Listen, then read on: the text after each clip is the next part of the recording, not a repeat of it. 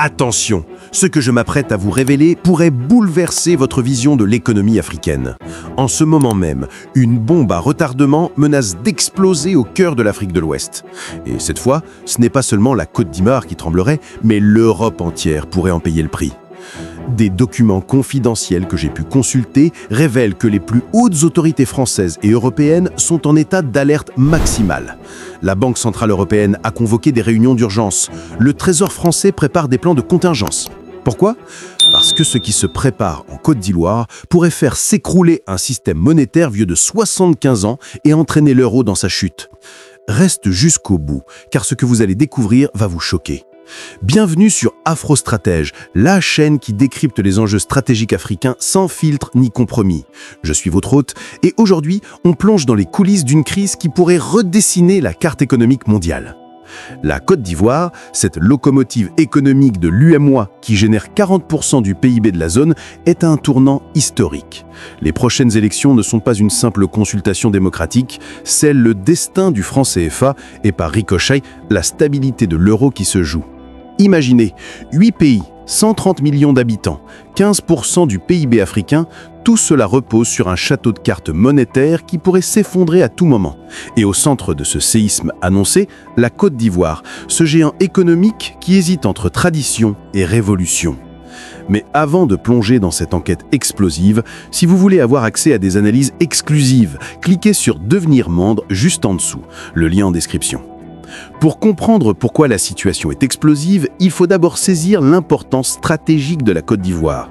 Ce pays, c'est 40% du PIB de l'UEMOA, premier producteur mondial de cacao, 45% de la production mondiale, premier exportateur africain de noix de cajou, 7e producteur mondial de caoutchouc, un PIB de 70 milliards de dollars, une croissance moyenne de 7% sur les 10 dernières années. Mais derrière ces chiffres impressionnants se cache une poudrière sociale et politique. La population, notamment les jeunes qui représentent 77% des Ivoiriens, commence à questionner ouvertement le système économique du pays. Le déclencheur, une série de révélations sur les mécanismes du franc CFA qui ont choqué l'opinion publique. Le compte d'opération, 50% des réserves de change doivent être déposées au Trésor français. C'est de l'argent ivoirien qui dort à Paris au lieu de financer le développement local. La parité fixe, 1 euro égale 655,957 francs CFA. Une parité décidée à Paris sans consultation des Africains. Le veto français. La France a un droit de regard sur la politique monétaire de pays supposément indépendants. La limitation des crédits. Les banques centrales africaines ne peuvent pas financer leurs économies comme le font la Fed ou la BCE. Ces révélations ont créé une onde de choc dans la société ivoirienne. Des économistes respectés comme le professeur Mamadou Koulibaly ont publié des études dévastatrices sur le coût réel du franc CFA pour l'économie ivoirienne. On parle de 50 milliards de dollars de manque à gagner sur les 20 dernières années. Dans ce contexte explosif, les prochaines élections prennent une dimension historique. Pour la première fois, tous les candidats majeurs ont dû se positionner sur la question du franc CFA. C'est du jamais vu. L'analyse des programmes électoraux révèle 3 camps. Les conservateurs monétaires, ils défendent le statu quo en arguant que le franc CFA garantit la stabilité. Mais leur discours peine à convaincre une jeunesse qui voit ses voisins ghanéens prospérer avec leur propre monnaie. Les réformistes, ils proposent une transformation progressive du franc CFA en monnaie véritablement africaine. Mais leurs propositions techniques ennuient un électorat qui veut du changement radical. Les révolutionnaires, ils promettent une sortie immédiate du franc CFA et la création d'une monnaie nationale. Leur discours enflamme les foules, mais terrifie les marchés. Les sondages confidentiels que j'ai pu consulter montrent une tendance alarmante pour les défenseurs du système actuel. 68% des jeunes de 18-35 ans veulent une sortie du franc CFA. 74% considèrent que c'est un vestige colonial. 82% pensent que cela freine le développement du pays. Mais le plus inquiétant, c'est que 45% seraient prêts à descendre dans la rue si le prochain gouvernement ne prend pas des mesures radicales sur la question monétaire. Maintenant, laissez-moi vous expliquer pourquoi l'Europe tremble littéralement. Le système du franc CFA n'est pas qu'une relique coloniale, c'est un pilier caché de la stabilité de l'euro. Voici les mécanismes secrets que peu connaissent. 1. Les réserves de change.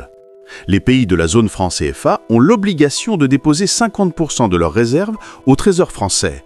On parle de 10 milliards d'euros. Cet argent est investi en bons du Trésor français et contribue à financer la dette française. Sans ces réserves, la France devrait emprunter à des taux plus élevés. 2. La garantie de convertibilité. La France garantit la convertibilité illimitée du franc CFA en euros. En cas de crise, c'est le contribuable français qui paie. Mais cette garantie permet aussi à la France de contrôler les flux financiers africains. 3. Les avantages commerciaux. Les entreprises françaises bénéficient d'un avantage énorme. Pas de risque de change. Elles peuvent rapatrier leurs profits sans craindre une dévaluation. C'est 30% de marge supplémentaire par rapport à leurs concurrents. 4. Le contrôle monétaire. La BCE surveille indirectement 15% de l'économie africaine via le franc CFA. C'est un laboratoire grandeur nature pour tester des politiques monétaires. Si la Côte d'Ivoire sort du système, voici le scénario catastrophe. Phase 1, 0 à 3 mois. Panique sur les marchés. Retrait massif des investisseurs, moins 40% sur la bourse régionale. Fuite des capitaux, 5 milliards d'euros quittent la zone. Les banques françaises, BNP, Société Générale, perdent 20% de leur valeur. Phase 2, 3 à 6 mois. Contagion régionale. Le Sénégal et le Cameroun envisagent de suivre. Le franc CFA perd 30% de sa valeur malgré la garantie française. La France doit injecter 15 milliards pour stabiliser la monnaie. Phase 3, 6 à 12 mois. Crise systémique, effondrement du système CFA. L'euro perd 5% face au dollar. Récession en zone euro, moins 1,5% de croissance. Inflation importée, plus 3% sur les matières premières. Mais l'histoire devient encore plus troublante quand on découvre les acteurs de l'ombre qui tirent les ficelles. La Chine, le dragon asiatique attend son heure.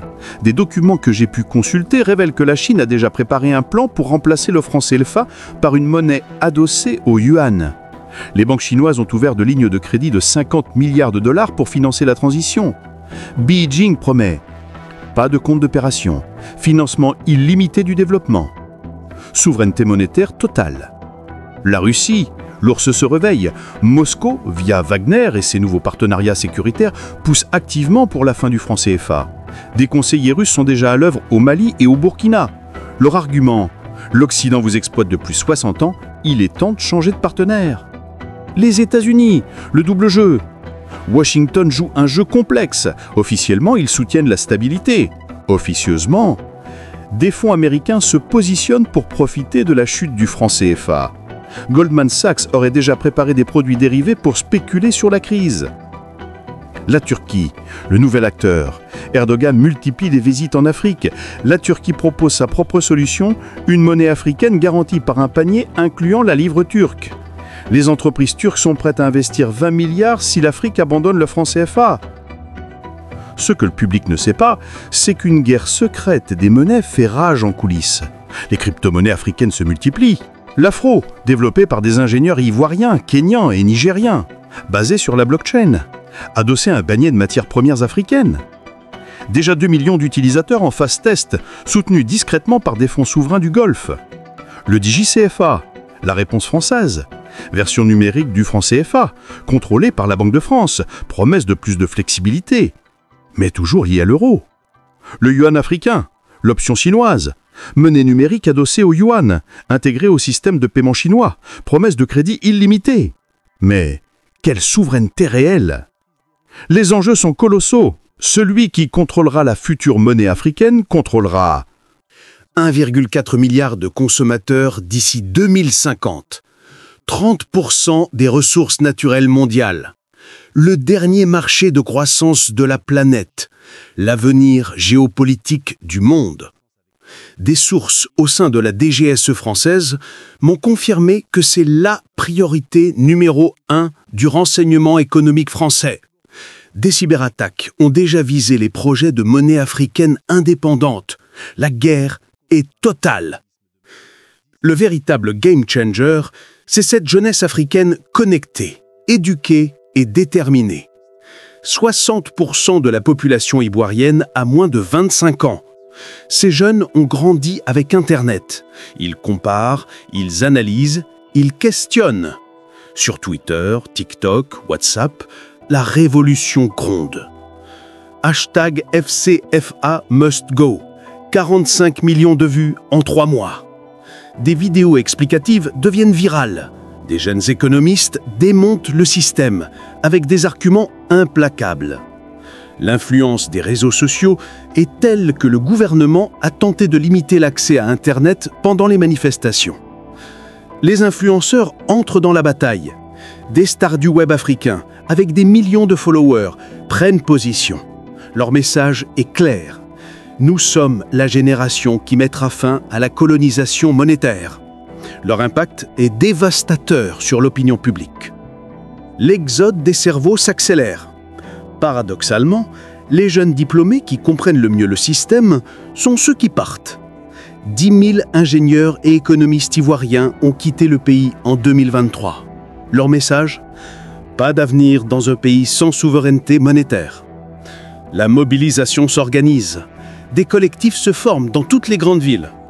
Ils étudient l'économie, organisent des débats, préparent des manifestations. Le gouvernement est dépassé par cette mobilisation spontanée et décentralisée. Le plus inquiétant pour le pouvoir, ces jeunes ne sont qu'à des casseurs. Ce sont des étudiants, des entrepreneurs, des cadres. Ils argumentent, ils proposent, ils convainquent. Leur discours séduit même les classes moyennes traditionnellement conservatrices. Pendant ce temps, à Bruxelles et Paris, c'est la panique. Pour la première fois, l'establishment européen réalise sa dépendance au système CFA. Les chiffres qui font trembler. 150 entreprises françaises du CAC 40 réalisent 25% de leurs profits en zone CFA. 1,2 million d'emplois européens dépendent directement des échanges avec la zone franc. 40% du cacao mondial transite par le système CFA. 60% de l'uranium français vient du Niger, zone CFA. Le lobbying s'intensifie. Les grandes entreprises françaises, Total, Bolloré, Bouygues, dépensent des millions en lobbying. Elles financent des think tanks, des études bidons, des campagnes de désinformation. Leur message ? Sans le franc CFA, c'est le chaos.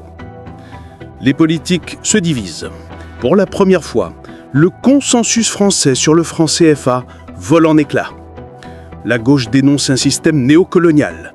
L'extrême droite y voit une charge pour le contribuable français. Seul le centre défend encore timidement le système. L'Allemagne entre dans le jeu. Berlin, longtemps silencieux, commence à s'inquiéter. Les industriels allemands qui ont investi en Afrique via la zone euro, CFA, font pression. Merkel aurait déclaré en privé « Perdre le franc CFA, c'est perdre l'Afrique au profit de la Chine ». La BCE en alerte rouge. Christine Lagarde multiplie les réunions de crise. Des simulations montrent qu'une sortie brutale du franc CFA pourrait faire chuter l'euro de 8% en 6 mois, créer une inflation de 2% supplémentaire, nécessiter 50 milliards d'injections de liquidités, déclencher une nouvelle crise bancaire. Analysons maintenant les 3 scénarios qui gardent les décideurs éveillés la nuit. Scénario 1. Le printemps monétaire africain. Les élections ivoiriennes sont remportées par un candidat anti-CFA. Dans son discours d'investiture, il annonce la sortie immédiate du franc CFA. Les conséquences, semaine 1. Les marchés s'effondrent, moins 50% en 5 jours. Run bancaire, 10 milliards retirés. Le FMI refuse d'intervenir. L'armée française est en alerte. Mois 1, le Sénégal, le Bénin et le Togo annoncent leur sortie. La France gèle 5 milliards d'avoirs ivoiriens. Pénurie de devises, plus d'importations. Émeute des faim dans les capitales. Année 1, hyperinflation, 150%. Chute du PIB, moins 20%. 2 millions de réfugiés économiques. Intervention militaire, humanitaire. Scénario 2. La transition chaotique. Un compromis est trouvé, sortie progressive sur 5 ans. Mais les marchés n'attendent pas. Spéculation massive contre le franc CFA. La France doit injecter 100 milliards pour tenir. Les entreprises fuient massivement. Chômage, plus 300% en zone urbaine. Les jeunes se radicalisent. L'Afrique de l'Ouest devient ingouvernable. Les groupes terroristes profitent du chaos. La Chine et la Russie arment des factions rivales. C'est la somalisation de toute la région. Scénario 3. Le grand remplacement monétaire. La Chine propose un deal. Elle finance la transition vers une nouvelle monnaie africaine. Les conséquences pour l'Europe sont dévastatrices. Perte de 500 milliards d'actifs. 2 millions d'emplois détruits. L'euro perd son statut de monnaie de réserve. La France devient une puissance de second rang. L'UE perd toute influence en Afrique. C'est la fin de 500 ans de domination occidentale sur l'Afrique. Face à cette apocalypse annoncée, quelles sont les options? Spoiler, elles sont toutes mauvaises. Option A. Le statu quo renforcé. Maintenir le franc CFA en augmentant les avantages. Coût 50 milliards d'euros sur 5 ans. Problème, la légitimité est morte. Les peuples n'accepteront plus. Option B. La réforme cosmétique. Changer le nom, quelques règles, mais garder l'essentiel. Les Africains ne sont pas dupes. Les manifestations continueront, la crise aussi. Option C. La vraie réforme. Créer une monnaie africaine avec un contrôle partagé. Mais qui contrôle quoi? Les désaccords sont insurmontables. 10 ans de négociations minimum. Option D. L'abandon total. La France se retire, chacun pour soi. C'est le chaos assuré, mais peut-être nécessaire pour rebâtir sur des bases saines. Option E. Un partenariat stratégique. Un nouveau deal win-win entre l'Europe et l'Afrique. Beau sur le papier, impossible en pratique. Trop de méfiance accumulée. La vérité, il n'y a pas de bonne solution. Le système est condamné, la question n'est plus si, mais quand et comment il disparaîtra. Les élections ivoiriennes sont le catalyseur d'une transformation inévitable. L'Europe doit se préparer au choc. Perte de revenus colossale, crise bancaire probable, récession possible, perte d'influence définitive. L'Afrique doit se préparer aux turbulences, période de transition douloureuse, risque de chaos économique, opportunité historique, renaissance ou effondrement. Ce que nous vivons, c'est la revanche de l'histoire. 60 ans après les indépendances, l'Afrique réclame sa vraie liberté. Le prix sera élevé pour tous, mais la liberté n'a pas de prix. Si cette analyse vous a secouré, vous devez absolument regarder notre dernière vidéo, des révélations qui vont vous glacer le sang.